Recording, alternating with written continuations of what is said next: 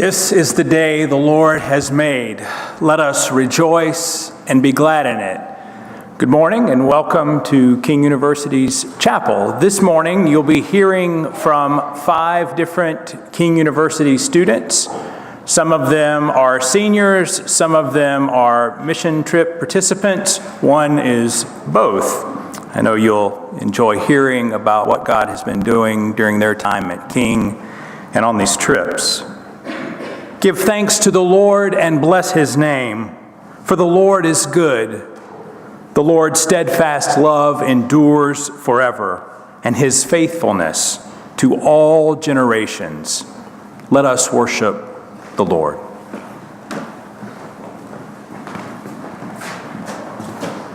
Please take your hymnals and turn to hymn number 182, and stand and sing with me, please.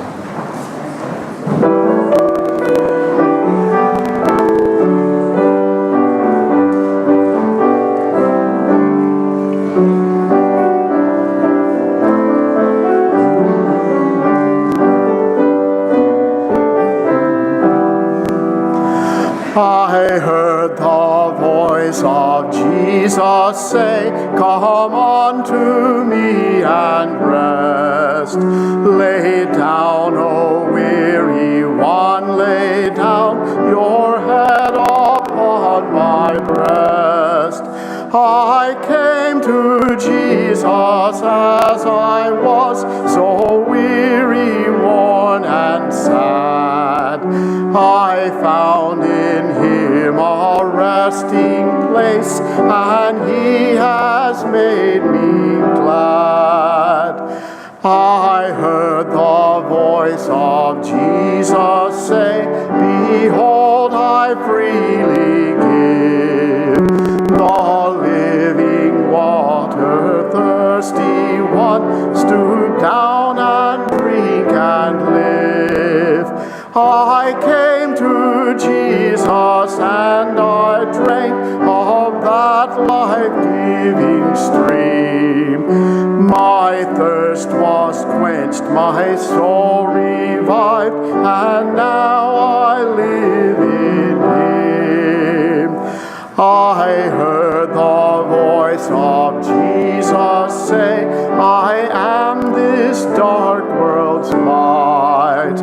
Look unto me, your morn shall rise, and all your day be bright." I looked to Jesus and I found in him my star, my sun. And in that light of life I'll walk till traveling days are done. You may be seated.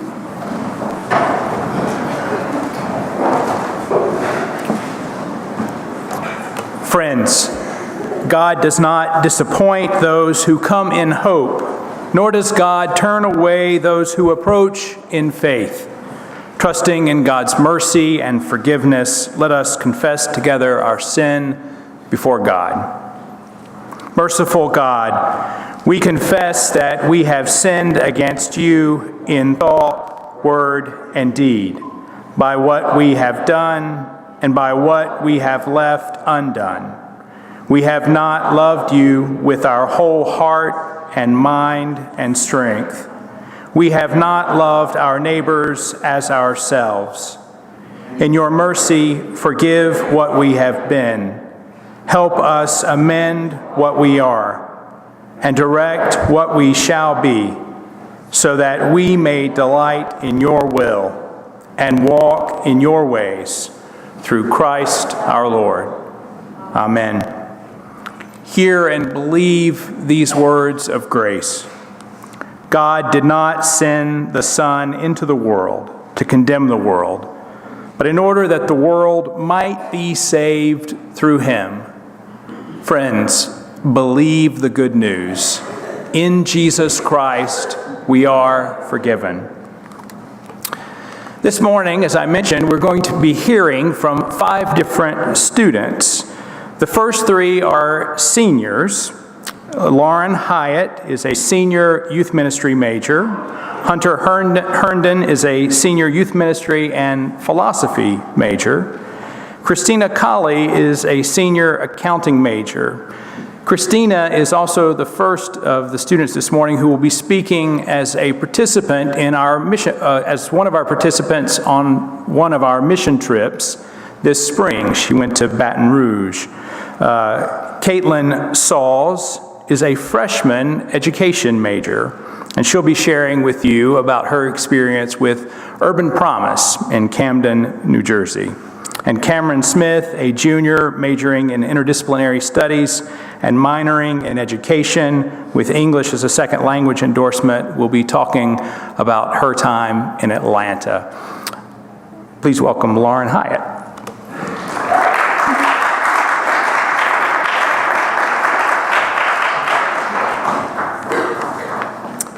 Hey, how is everybody today?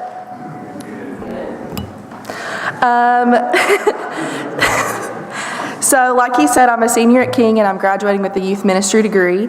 But before I came to King, some of you probably don't know this, but I wanted to go to a big university. That was what my dream was, and then I ended up here. But I really feel like the Lord led me here because I've made so many relationships here and it's shown me exactly like what I want to do after college. As it's shaped me as a person, I was a leader on my cheerleading squad. I've been a captain this year. And I've really tried to lead my girls the best way that I could, and the boys. But I try to be a really good person for them to come to ask me questions if they need help with anything. I also had the opportunity while I was here to do an internship at a Young Life camp in Jasper, Georgia. It's called Sharp Top Cove. It gave me a different way of serving, because usually when you think of a youth minister, you think of them like going and teaching and doing sermons, but while I was there, I worked as a baker, and I was very behind the scenes, and I had a really hard time doing that at first because like every single week we would go and we would see all these people that have met Jesus, and I didn't know any of them because I didn't meet them that week, and it was really hard at first, but then the people that I was surrounded by, they showed me that what I was doing was just as important as the people that were lifeguards, the people that worked on the ropes team, the people that made relationship with those kids. I was just serving them in a completely different way. And it showed me that I liked that better than actually getting up in front of people like I am right now. It let me know that no matter what in the actual ministry side, that I wanted to be behind the scenes. So that was really good for me. In classes that I've taken at King, there's been a couple that have definitely challenged my faith. One was Life and Teachings of Jesus, which I've had with Dan this semester, and then the other one was Encountering World Religions with Dawn. And it just showed the Bible to me in a completely different way than what I'd thought, and it really helped me develop my own faith, because for a long time I felt like I just believed what people told me to, and instead like I have really like shaped that through struggling with the hard stuff that's in the Bible and stuff like that. Also, another couple of classes that have helped is Abnormal Psychology and Intro to Christian Counseling, because it showed me what I want to do after King. Like I really want to be a counselor to kids. And I didn't think that, I would have never thought that, because honestly, whenever I first came to King, I thought I was going to be an athletic training major. Completely different than what I'm doing now. But that's pretty much it.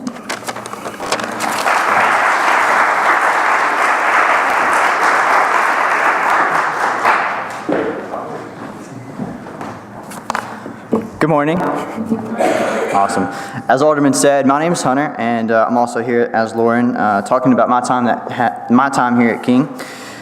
As many of you know, King chooses one student and one faculty member to speak every semester, and thankfully, I was not chosen this semester. So I thought that I had dodged a bullet. Yet here I am. What I've learned in my time at King is that if you hang around Professor Dan Christ long enough, he's the kind of person that will sign you up for something and then tell you about it later. Thanks, Dan. So I have a question. Indulge me for a second. Is there anyone here who enjoys people watching? Like you go to, a couple, there we go. People in the back, up your back, yes, people watching. You go to Starbucks, go to a park bench, you just watch people. I know some people, like, they enjoy it thoroughly. Like, they plan their day. Like now I'm going to go to Starbucks and watch people, and they, like, come up with stories in their mind. Like, ooh, this person's that, and they do this, they do that, and they just, like, totally theorize and come up with grand things about people they have no clue about. So, yeah, quite a few people hands went up. No offense, that's weird. I don't do that. But I do confess that there are times that I'll see a person or I'll see a family that I don't know walking by, and they're just in their everyday life.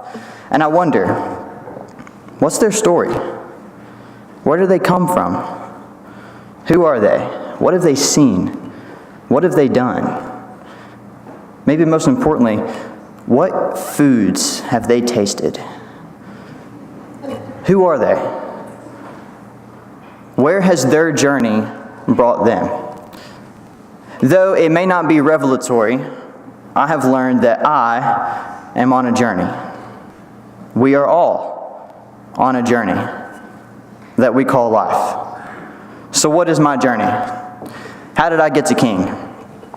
When I graduated high school, my list of colleges started with the one that was farthest away from my home.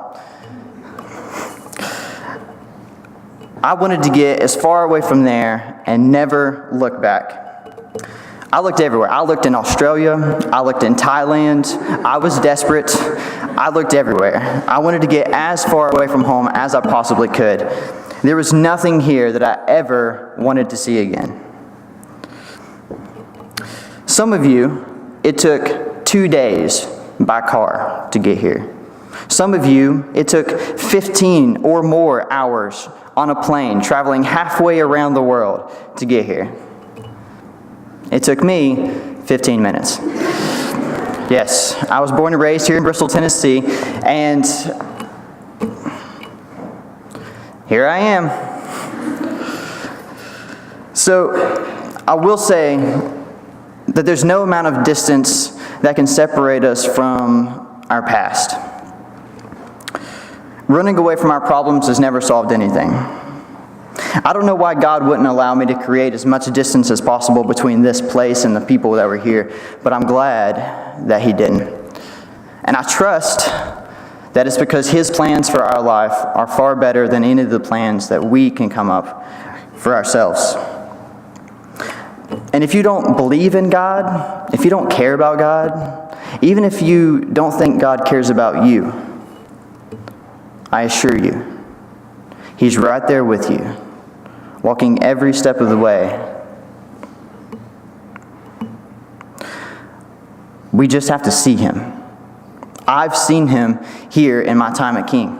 I've seen Him in the professors that were willing to sacrifice their busy schedule and agenda to hear me out, to listen to me rant about the stresses of life and family and decisions, and help me find answers to questions that I was desperately searching for. By being willing to take the time to just pour into me, I've made so many friends and mentors while I was here at King University that they will go with me when I leave King University, and they will stay with me, wherever that might be. Our teachers, they truly do care about us. We can be confident that the winding path of life is both filled with mountaintop experiences and many valleys that are to come. There will be many twists and turns. We'll get tripped up time and time again, and very rarely does it ever go in the direction that we want it to go. We cannot predict the future. Which leads me to another lesson that I've learned in my time at King. Don't live for tomorrow. The moment that we begin to live for tomorrow is the moment that we die to today. The moment that we begin to live for tomorrow is the moment that we die to today. Because for me, That was largely my experience at King. I could not wait to get out of here. And then, finally, I was gone. But I regret every second that I wasted living for something that will never come. Tomorrow never comes. Tomorrow will always be tomorrow. The only thing that we have and the only thing that we can control is this moment right here and right now. We cannot predict or control the future, though we do try, and we cannot change anything about our past. All that we can affect is the here and now. But don't misunderstand me. I am not saying don't plan or prepare for the future. Procrastination and laziness are foolish endeavors. I mean, the future is why we're here, to get a higher education now to better prepare us for the future that's ahead. Ecclesia et Literis, for the church and for learning. I am not saying that this is bad. What I am saying is not to sacrifice the precious gift of today on the altar of dreams of a better tomorrow. Make use of the moment that you have here and now. Get involved, start a club, build relationships, experience new things, push yourself to new limits. Find ways to pursue and develop your passions and your talents here and now. I pursued a major in philosophy because I saw a flyer on the cafeteria door. And since then, I've learned that it is something that is a part of me. It has instilled inside of me a passion for learning, discovering, and understanding. I hope to go into my future learning more about life, this world that we live in, and our God. People ask me, so what do you want to do with a philosophy major? To which I reply, nothing. It's just something that I love and that shapes me as a person. As they say, stop, smell the roses, see the beauty of this place and of the people that are in this place, because it's the only opportunity that you will have. This is what I've learned this year. This year, I resolved to be much more involved on campus, to be much more relational, to pour as much and invest as much time and energy as I could into my experience here at King. And this has been the best year that I've had. I am sure that there are some who are in this room who are thinking way too much about their future. And I'm also sure that there are many here who aren't thinking quite enough about their future. And I guarantee your story, your journey is vastly different than mine. Maybe you fought hard to come to King. Maybe some of you were thrilled to come to King at first, but now maybe you're questioning that decision. Maybe some of you, like me, felt like you settled when you chose King. And maybe some of you didn't even have a choice in the matter.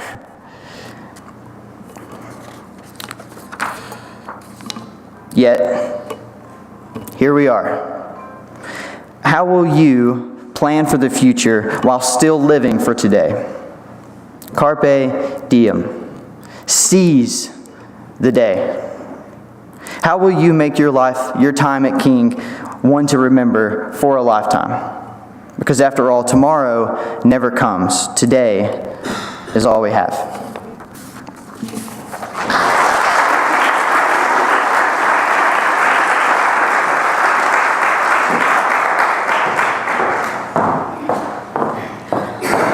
Well, I can't believe I have to go after that.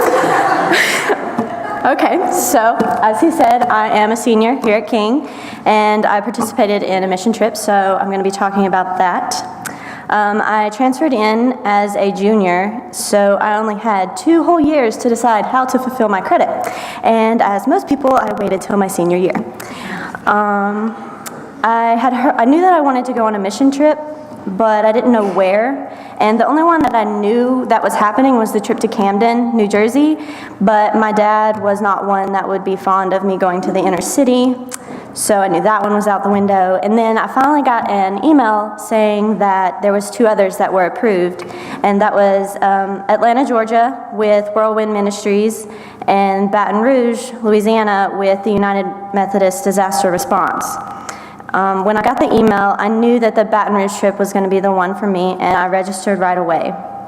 Many homes, churches, and other buildings have been destroyed by the floods in August of 2016.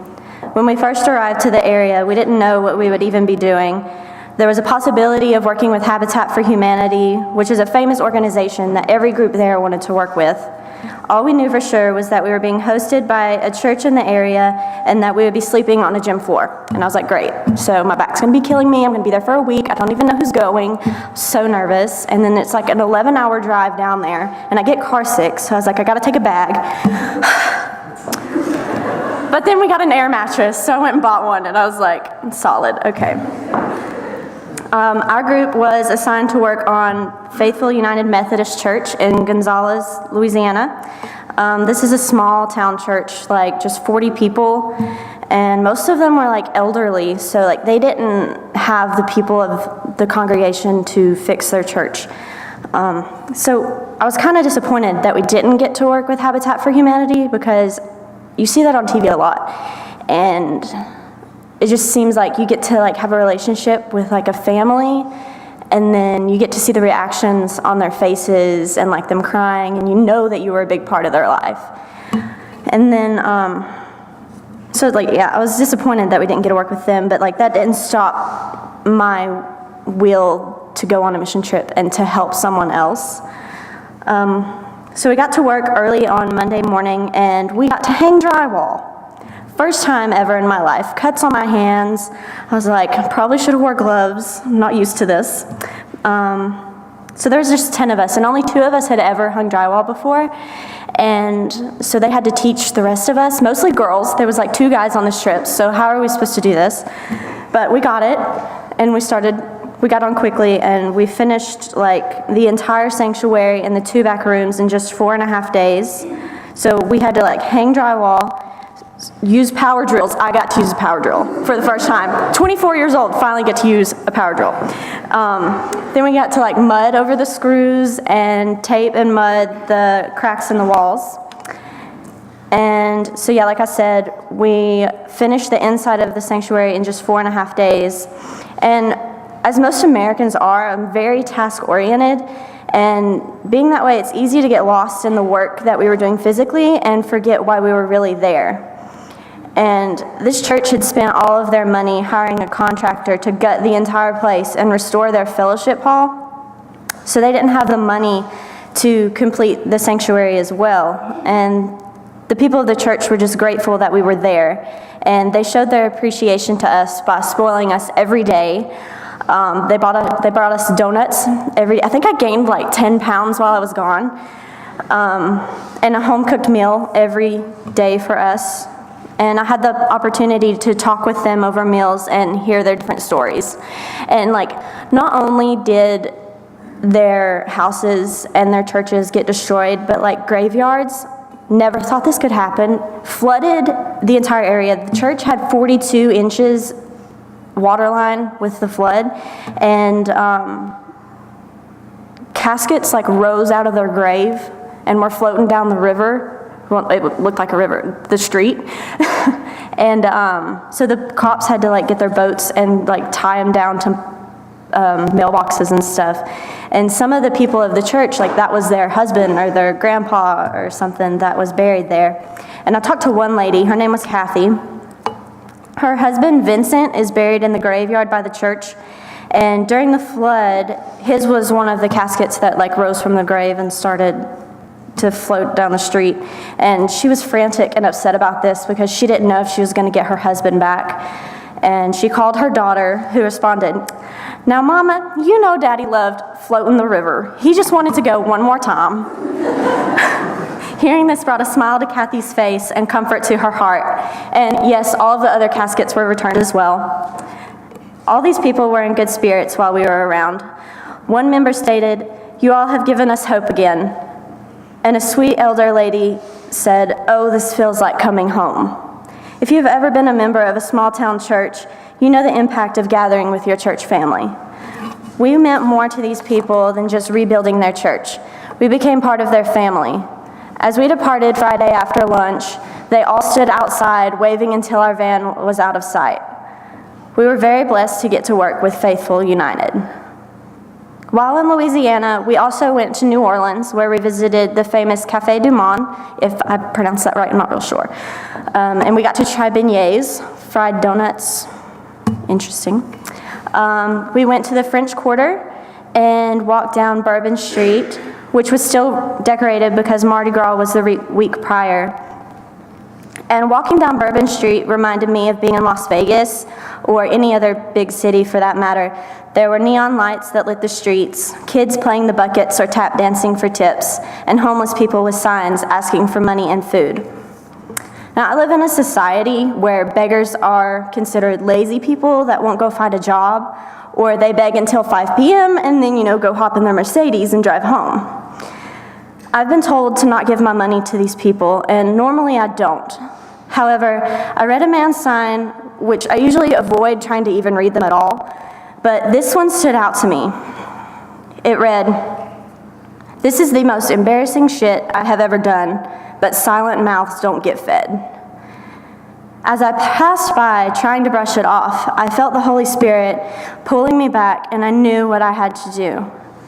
So I walked back to the man, handed him all the cash I had on me, and all he had to say was, "God bless you." As I turned around, tears of joy started flowing down my face.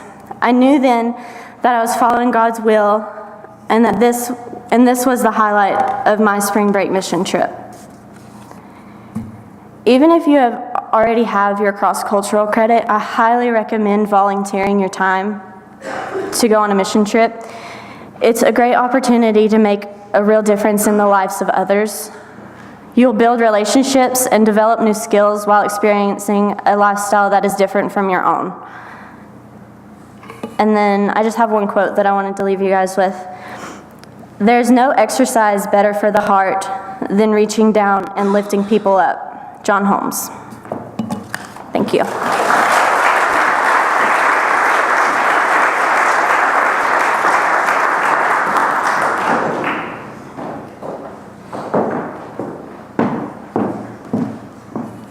Okay, like he said, I'm a freshman. I'm Caitlin Sauls, and I went on the Camden, New Jersey mission trip. I had always wanted to go on a mission trip, but I just never really had the opportunity until I came to King. So when I found out that that was a thing they did on spring break, I knew that I definitely wanted to go. And it wasn't just to get my credit. I just think it's more than that, and that wasn't even the reason that I wanted to go. I chose Camden because I love working with inner city kids, and as a future educator, I just felt like that's where God was calling me. So that's why I went to Camden. And before going, I had heard a lot of stories, good and bad, about the area and the fact that it was, the murder capital of America. And, I was pretty scared, but once I was there, I don't think I felt scared, not a single time. Just working with the kids made it completely worth it, and seeing that kind of area from a kid's point of view just really opens your eyes to what's going on in our country. So in the afternoons, we worked with the kids, we helped them with homework and played on the playground and just spent time with them and getting to know them. And in the mornings each day while they were in school, we did work projects like we painted offices, we raked mulch, we mixed and poured concrete for a new basketball goal for them. And then once they got out of school, that's when we spent time with them. I guess my one story from the trip would be a girl that I met on the first day at Camp Faith. Her name was Naziah, and she was just absolutely precious. She clung to me that entire afternoon, and I knew that she was going to be my favorite kid the whole week.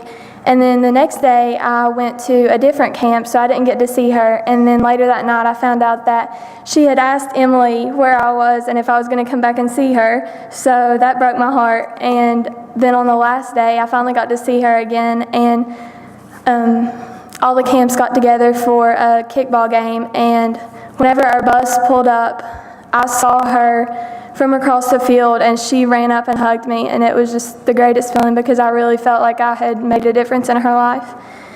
And it just really amazed me that I had only seen her the first day there, and she remembered me and wanted to see me. And, you know, I only spent one day with her, and then I went to a different camp. So it just really, it's just really crazy how much of a difference you can make with a child in one day.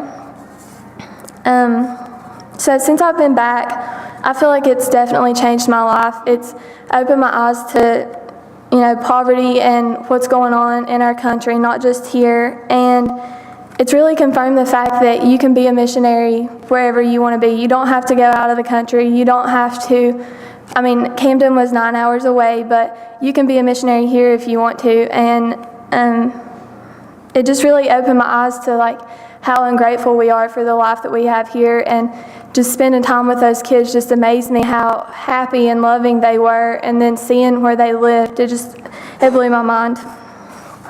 So I guess my biggest point of advice would be to step out of your box. If you haven't fulfilled your credit, this is a great way, but don't go just to fulfill the credit. Like, even if you do have your credits, then I would strongly encourage you to go on a mission trip, especially Camden, because I think it's really changed my life. I'm actually planning on going back in July and probably again in the spring and the next spring and the next spring because I just loved it so much. And I just want to make the point that as a freshman, it was definitely stepping out of my box to even sign up and go on this trip. And I feel like just making that move has opened so many doors for me, and I just want to encourage you to not be scared, you know, about stepping out of your comfort zone and trying to find a way to serve God, because you're going to make a difference. Just like Naziah, I only saw her one day, and I just feel like I really made a difference in her life. So I just want to encourage you to step out of your comfort zone and to follow God's will. Thank you.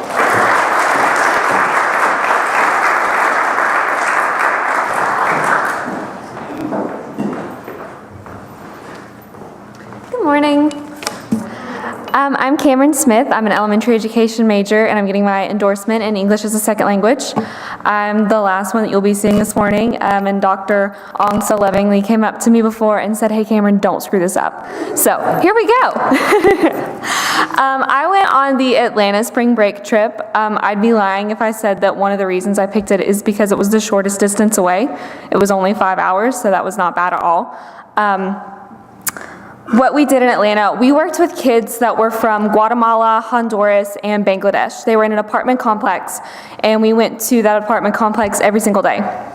Every single morning, we would start our day with a briefing. We learned about different cultures and different religions every single day.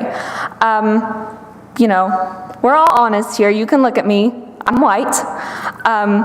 When we went to these briefings, when we learned about these different cultures, every single day we would do an activity that dealt with those cultures. For example, when we learned about the Spanish people and Catholicism, we went to, I believe it was the largest Spanish mall in America, Plaza de Fiesta. And I mean, that's the first time in my life that I've really felt like the minority. I've always heard that one of the reasons that King likes for students to take these trips, why cross-cultural is a requirement, is because they want us to step out of our shell. They want us to feel uncomfortable. And I did, but I felt uncomfortable in the best way. My favorite Bible verse is Esther 4:14, and it says, "Perhaps this is the moment for which you've been created." And that's something that I carry with me every single day, because you never know the impact that you could make in someone's life just by showing them a simple smile in the parking lot or in the grocery store. So that's something I carried with me the whole week. Every single day when we went to the apartment complex, we would get in our groups and we would go knock on doors. A lot of the parents did not speak English. The majority of the kids did speak English just because they had been in the school system. The little kids that were 3 and 4 years old, they were probably some of my favorites to work with. They did not speak English. But as soon as we knocked on the door, the kids would run to the door and they would get all excited and they'd hurry and get their backpack, and we would go back to the mission. Whirlwind Mission had apartment specifically for that the landlord let them have rent-free. So we would do homework, we would run around and play, we would do a Bible lesson with them, we would do a craft, and we would have a snack, and we'd send them on their merry way. And then they would look forward to coming back the next day, and we would look forward to it too. I mean, I still miss those kids. But I would just encourage you to go on this trip just because, honestly, it's one of the most amazing experiences that I've ever had in my life. I think, like you said, I never wanted to go to King, honestly. I wanted to get as far away from Bristol as I possibly could. But like I said, perhaps this is the moment for which you have been created, and I fully believe in my heart that absolutely one of the reasons that I came to King is so that I could go on this trip and so that I could build those relationships with the kids that I got to make on the last day. It was really emotional. Some of the moms were even crying when we were leaving the kids, and one little girl looked up at me and she said, "You're not leaving, are you?" And then the tears just fell out because I didn't want to leave her. One of my favorite children on the trip, her name was Arshi. She was from Bangladesh. She'd been here for 11 months, and on the first day I went and I knocked on her door and I said, "Hi, we're with the mission. We're right down here. We're going to be doing some homework help. We're going to play a game, have a story, if you'd like to come." And she and her mom just kind of shut the door, and I never thought I'd see her again. And 10 minutes later, I saw her walking towards the apartment. So I went and I grabbed her and we went inside. And she pulled out her homework, and it was English as a second language homework, and I was kind of excited just because I haven't had the experience yet to work with an ESL student. So we started doing her homework, and all of a sudden her mom walks in, and I got so scared. And the whole time that I'm doing this homework with her, and like I said, it's the first time that I've ever even seen ESL homework, and I'm trying to figure it out. I'm trying to figure out how many words she's reading correctly a minute, and her mom's just standing over me. Not saying anything, not moving, just standing there. So there I was, still, intimidated and scared, and she finally, finished her homework, and I was trying to figure out how to calculate all the words and all that. And her mom said something to her. It was in Bengali, so I did not understand. And she looked up at me and she said, "Oh, she wants to know what this is," and she pulled out a progress report from her folder. And so I was thinking, okay, I've got to try to explain, what a progress report is to her, how she's doing in school. And obviously there's a very large language barrier there. So I did, and I explained it to her mom, and she went on her way. And that's just one of those experiences where I thought, they're living here, they're in this apartment complex. There were a lot of people from Bangladesh. The majority of the people there and the majority of the parents were Spanish speaking. Had I not been there, or had our group not been there, she might not have known that. She might not have known how her daughter was doing in school, and that's such an important thing. So just to wrap up, it was definitely one of the most meaningful experiences of my life. I definitely encourage you to go there. I'm sure Baton Rouge was great, and I'm sure Camden, New Jersey was great, but Atlanta was really, really awesome. If you have the opportunity to go, I think they're taking another group next year. You should absolutely sign up to go. Thank you.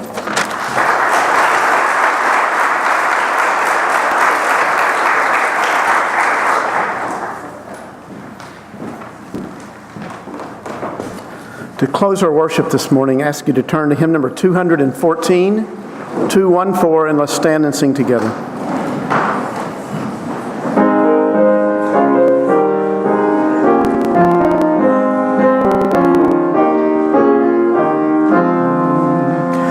You are my refuge, faithful God. You shelter me from shame. I put my spirit in your hands and call upon your name. Deliver me from hidden snares, from sorrow, pain, and strife. When troubles seem to smother me, take heed and save my life.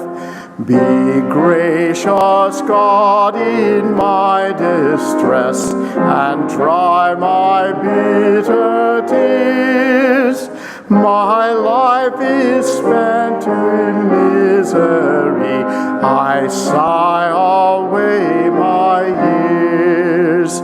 I am a wretched sight to see, a broken, empty thing, with only terror all around and deathly whispering.